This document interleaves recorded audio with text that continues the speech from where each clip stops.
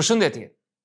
Tradhtia në marrëdhënie është një fenomen kompleks, i cili shfaqet me mënyra të ndryshme dhe prekin të dyja palët e përfshira. Në këtë video do të fokusojmë kryesisht tek tradhtia e femrave, duke u përpjekur të zbulojmë faktorët psikologjik dhe shoqëror që e bëjnë atë një temë të shumëfisht dhe të diskutueshme. Në një shoqëri ku rolet gjinore dhe pritshmëritë tradicionale janë përcaktuar, tradhtia shpesh shihet si një formë rebelimi kundër normave të vendosura, por dhe si një kërkesë për afeksion, vlefshmëri dhe emancipim. Në kontekstin historik dhe shoqëror, do të thosha se historikisht femrat kanë qenë subjekt i pritshmërive dhe roleve të caktuara dhe i paracaktojnë në mënyrën e tyre të veprimit në marrëdhënie. Në kulturat tradicionale, femrat shpesh janë vlerësuar për përkushtimin ndaj familjes, besnikërisë ndaj partnerit dhe ruajtjen e integritetit të marrëdhënies. Megjithatë, zhvillimet moderne dhe emancipimi i femrave kanë ndryshuar rëndësisht këto pritshmëri, duke sjellë një tension midis asaj që kërkohet nga shoqëria dhe asaj që femrat ndjejnë se kanë nevojë për të përmbushur.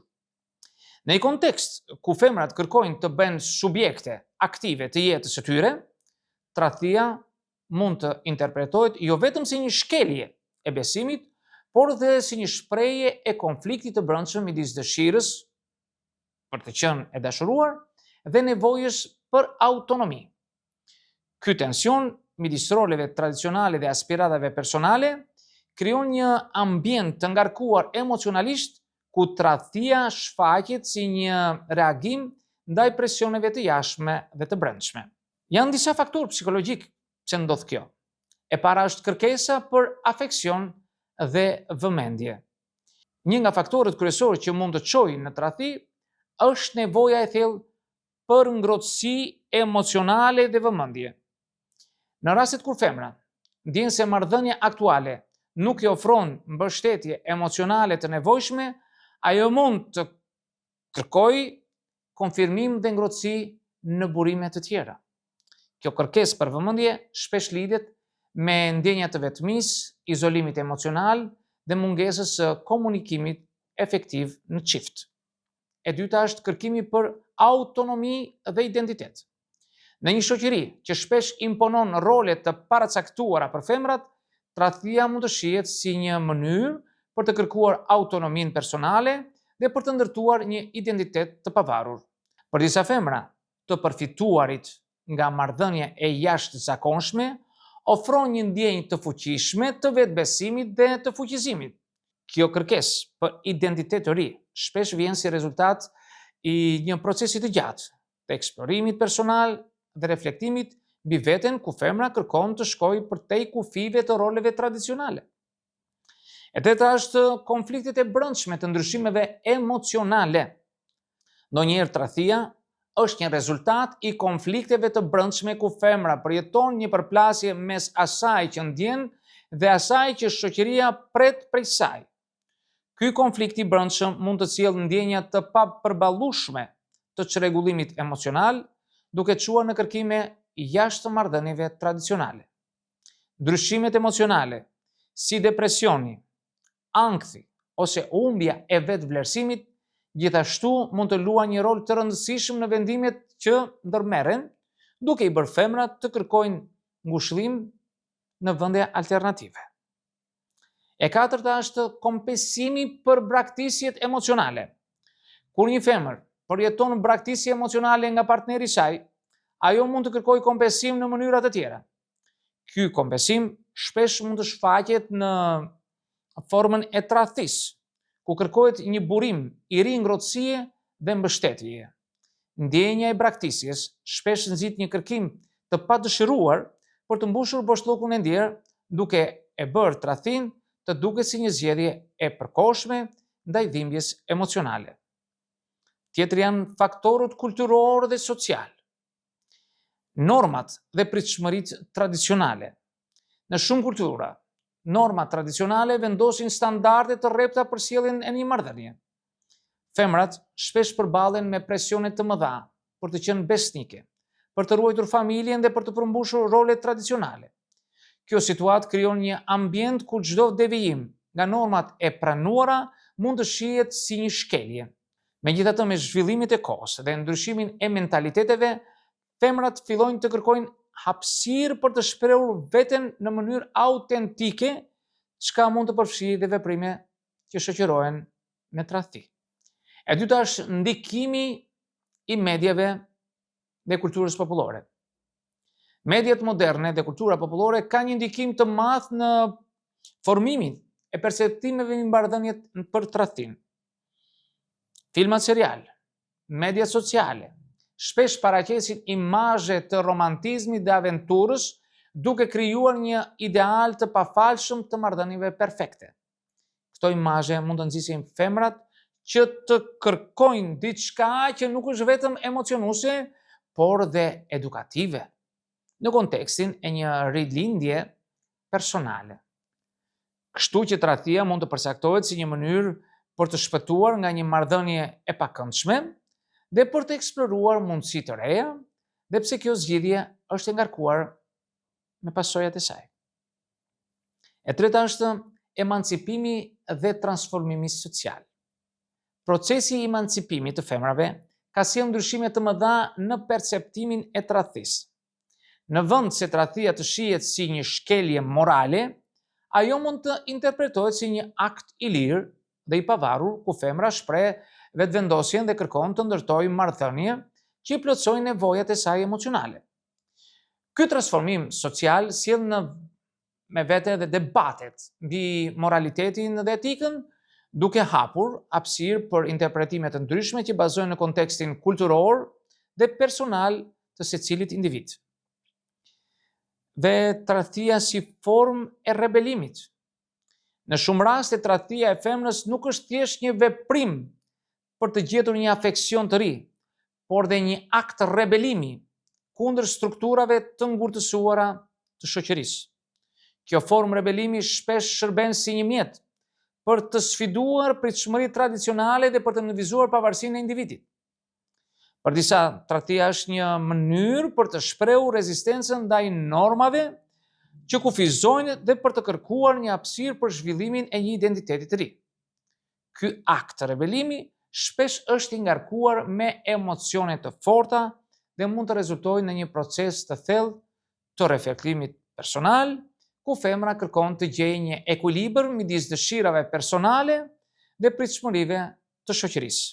Aspektet emocionale dhe ndërgjegjësimi është një tjetër dimension i rëndësishëm në kuptimin e tradhtisë së femrave. Është dimensioni emocional dhe në atë të ndërgjegjes.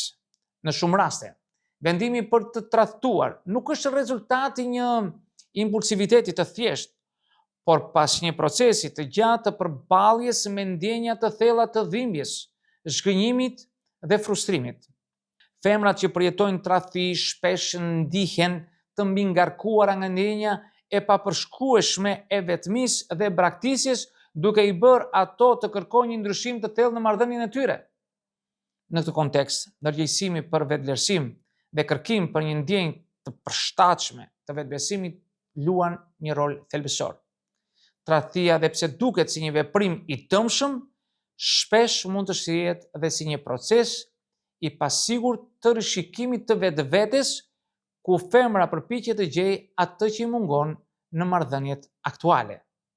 Ky proces përfshin një reflektim të thellë mbi vlerat dhe nevojat dhe aspiratat personale dhe shpesh çon në rritje të vetdijes dhe në një transformim personal që vazhdon dhe pas përfundimit të marrëdhënies. Tjetër është ndikimi i marrëdhënieve interpersonale dhe ndërnjerëzore. Një tjetër aspekt i rëndësishëm në këtë diskutim është roli që luajnë marrëdhëniet ndërnjerëzore. Komunikimi i pavlefshëm, i mosmarrëveshjeve të vazhdueshme dhe mungesa e përkrahjes emocionale janë faktorë që mund të kontribuojnë në zhvillimin e tradhtisë. Në shumë raste, tradhtia e femrave ndodh në një ambient ku dialogu midis partnerëve është thyer dhe ku secili prej tyre ndjen se nuk merr atë që ka nevojë. Kjo mungesë komunikimi sjell ndjenja të keqkuptimit dhe izolimit, duke krijuar një hapësirë shumë të lartë për interpretimet negative dhe për çështje të brendshme të vlerësimit. Në këtë kontekst, tradhtia mund të interpretohet si një kërkesë për një lidhje të re, një përpjekje për të gjetur një partner që i plotëson boshllëkun emocional dhe të lënë marrëdhëniet e mëparshme. Të tjerat janë dhe kritika dhe diskursi moral, ose i thënë ndryshe ligjërimi moral. Ligjëratat morale rreth tradhtisë së femrave janë shpesh të ngarkuara me paragjykime dhe stereotipe.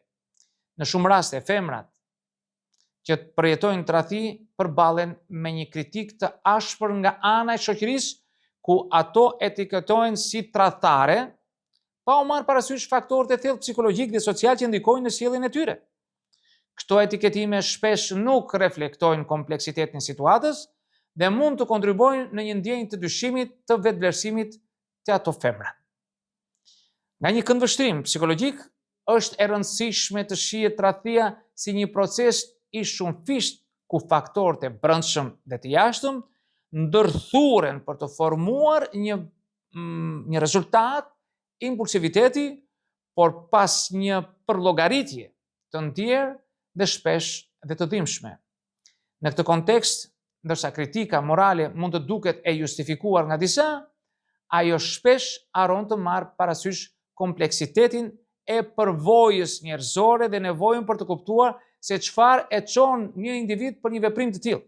Rëndësia e terapisë së mbështetjes emocionale është një faktor tjetër, dhe në situata të tilla roli i terapisë dhe mbështetjes emocionale bëhet thelbësor.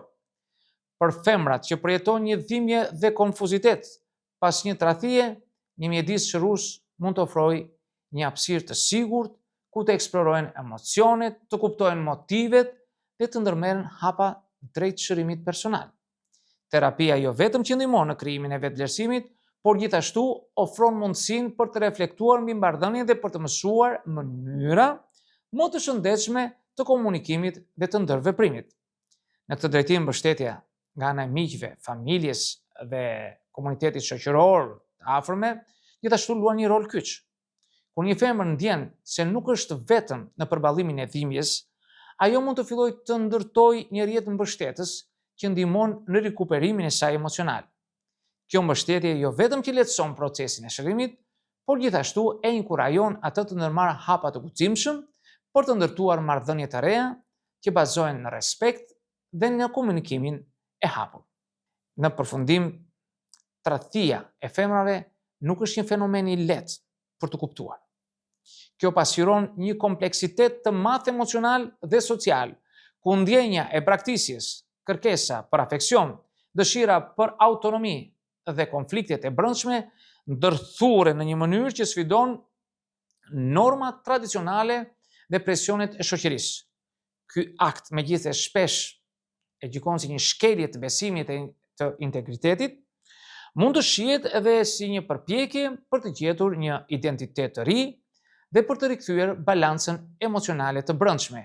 Megjithatë, është e rëndësishme të theksohet se çdo rast tradhtie është unik dhe i pasur me nuanca. Në vend që të shihet si fjala tradhti apo tradhtare, si etiketime të pandryshueshme, është më frymëzuese të kuptohet se pas çdo veprimi ka një histori personale, një kontekst të veçantë dhe një sër faktorësh që ndikojnë në këtë vendim. Në këtë mënyrë, shoqëria dhe profesionistët e shëndetit mendor mund të ofrojnë një qasje dhe më të ndjeshme e cila synon shërimin e rritjeve personale përkundrejt paragjykimeve dhe kritikave. Në fund, tradhtia e femrave si fenomen psikologjik kërkon një vlerësim të thellë të faktorëve individual dhe kontekstual. Është një thirrje për të rishikuar marrëdhënien ndërpersonale dhe për të menduar thellë mbi atë çfarë do të thotë të jesh i vërtetë ndaj vetes dhe të tjerëve. Vetëm nëpërmjet një dialogu të hapur dhe ndershmërie me veten, secili mund të gjejë rrugën drejt një jetese emocionale të balancuar dhe të ndërtimit të marrëdhënieve që reflektojnë vlerat e thella personale. Miq, këto do të thosha në këtë video. Nëse u pëlqeu, mund të bëni dhe komentet tuaja, por mos harroni asnjëherë të bëni subscribe për të marrë videot e reja që unë net në kanalin tim dhe deri në videon tjetër. Mirë takofshi.